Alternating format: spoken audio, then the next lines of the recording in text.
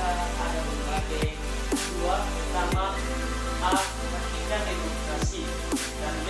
Dinamika penerapan pemikiran. A.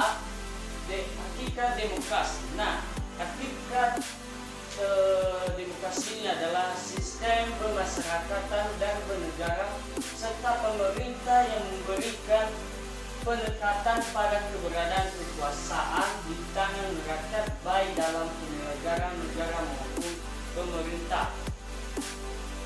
Untuk lebih jelas kita akan membahas satu persatu. Pertama yaitu makna demokrasi, kedua adalah kualifikasi demokrasi, dan ketiga prinsip-prinsip demokrasi. Nah, kita akan membahas satu persatu makna demokrasi.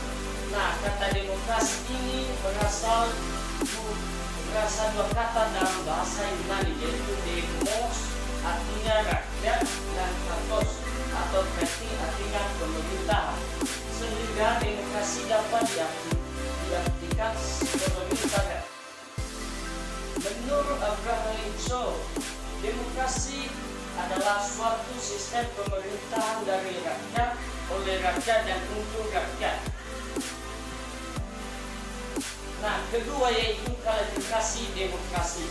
Nah, kualifikasi demokrasi terbagi menjadi tiga bagian, yaitu pertama kita berdasarkan titik berat perhatian, ada terbagi tiga juga, yaitu demokrasi formal, demokrasi material, tiga demokrasi gabungan. Dan bagian B itu berdasarkan ideologinya dan ada tahapan-tahapannya. Satu, demokrasi konstitusi nasional atau liberal. Dua, demokrasi rakyat atau voter. Yang ketiga, bagian C berdasarkan proses penyaluran kehendak rakyat atau bisa disebut juga ada dua, yaitu demokrasi langsung dan demokrasi tidak langsung. Nah, demokrasi berdasarkan titik perhatiannya ada beberapa. Satu, demokrasi formal. Nah, demokrasi formal ini adalah yang menjunjung tinggi persamaan bidang politik tanpa disertai upaya untuk mengurangi, menghilangkan atau kesengajaan bidang ekonomi. Kedua yaitu demokrasi material, yaitu demokrasi yang menitik beratnya upaya menghilangkan perbedaan bidang ekonomi bersama bidang politik, kurang diperhatikan bahkan dihilangkan. Dan ketiga yaitu demokrasi gabungan. Nah, demokrasi gabungan yang mengambil kebaikan dan menghilangkan keburukan dari demokrasi formal dan demokrasi material. Nah, demokrasi berdasarkan ideologi ada terbagi beberapa, yaitu pertama demokrasi konstitusional, yaitu libertas, yaitu demokrasi yang didasarkan kebebasan atau individualisme. Kedua, demokrasi rakyat atau voter, yaitu demokrasi yang didasarkan pada paham marxisme atau komunisme. Dan lanjut, demokrasi berdasarkan proses penyaluran kehendak rakyat. Ada beberapa tahapan. Pertama, demokrasi langsung, yaitu demokrasi yang mengikuti sertakan setiap warga negaranya dalam kemusyawaratan untuk menentukan kebijakan negara atau undang-undang secara langsung. Kedua, demokrasi tidak langsung, maksudnya yaitu demokrasi yang dilaksanakan melalui sistem perwakilan. Nah, nomor tiganya itu adalah prinsip-prinsip demokrasi. Ada beberapa prinsip demokrasi. Satu, negara berdasarkan konstitusi. Kedua, jaminan hak asasi manusia atau HAM. Ketiga adalah kebebasan berserikat dan menyuarakan pendapat. Keempat yaitu penggantian kekuasaan secara berkala. Kelima, berdasarkan peradilan bebas dan tidak memihak. Keenam, penegakan hukum dan kesamaan kedudukan serta warga negara di depan hukum. Dan ketujuh yaitu menjamin kebebasan pers. Nah, bagian B, dinamika penerapan demokrasi Pancasila. Nah, prinsip demokrasi Pancasila ini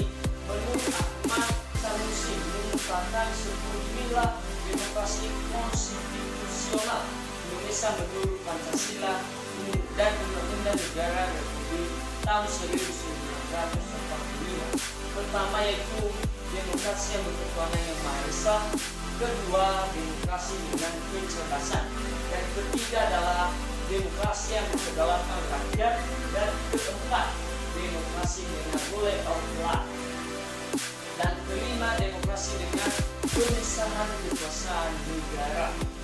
Nah, keenam demokrasi dengan hak asasi manusia atau HAM, dan ketujuh adalah demokrasi dengan pengadilan yang merdeka, dan kedelapan yaitu demokrasi dengan otonomi negara, dan kesembilan demokrasi dengan kemakmuran yang berkedaulatan, dan kesepuluh yaitu demokrasi yang berkeadilan sosial. Nah, demokrasi Pancasila mengandung nilai-nilai moral yang bersumber dari Pancasila. Ada 7 nilai-nilai moral yang bersumber dari Pancasila. Pertama, persamaan bagi seluruh rakyat Indonesia. Kedua, keseimbangan antara hak dan kewajiban. Ketiga, melaksanakan kebebasan yang dipertanggungjawabkan secara moral kepada Tuhan Yang Maha Esa. Keempat, mewujudkan rasa keadilan sosial. Dan kelima, pengambilan keputusan dan musyawarah mufakat. Keenam, mengutamakan kesatuan nasional dan kekeluargaan. Ketujuh, menjunjung tujuan dan cita-cita nasional. Nah, kedua yaitu periodisasi perkembangan demokrasi Pancasila. Nah, pada pasal 1 ayat 2 pada Undang-Undang tahun 1945 mengatakan sebelum amandemen ini, kedaulatan adalah di tangan rakyat dan dilakukan sepenuhnya dan oleh Majelis Permusyawaratan Rakyat. Dan kedua, pasal utama ayat kedua Undang-Undang Dasar Negara Republik tahun 1945 setelah amandemen, kedaulatan berada di tangan rakyat dan dilaksanakan menurut Undang-Undang Dasar. Nah, berdasarkan indikator tersebut dapat melihat perkembangan demokrasi di Indonesia. Itu pertama, kita melaksanakan demokrasi di Indonesia pada periode tahun 1945 sampai 1949. Dan kedua, kita melaksanakan juga demokrasi di Indonesia pada periode 1949 sampai 1959. Dan ketiga, juga pelaksanaan demokrasi di Indonesia pada tahun 1959 sampai 1965. Dan keempat yaitu kita juga melaksanakan pelaksanaan demokrasi di Indonesia pada periode 1965 sampai 1998. Dan kelima pelaksanaan demokrasi di Indonesia pada periode 1998 sampai sekarang. Nah, membangun kehidupan demokrasi di Indonesia. Pada hakikat sebuah negara disebut sebagai negara demokrasi apabila dalam pemerintahan tersebut rakyat memilih pertama, kesamaan kedudukan di muka hukum. Kedua, beraktivasi dalam pembuatan keputusan. Dan ketiga, distribusi tunggakan secara adil. Dan keempat yaitu kebebasan yang bertanggung jawab. Sekian dan terima kasih. Jika ada kata-kata yang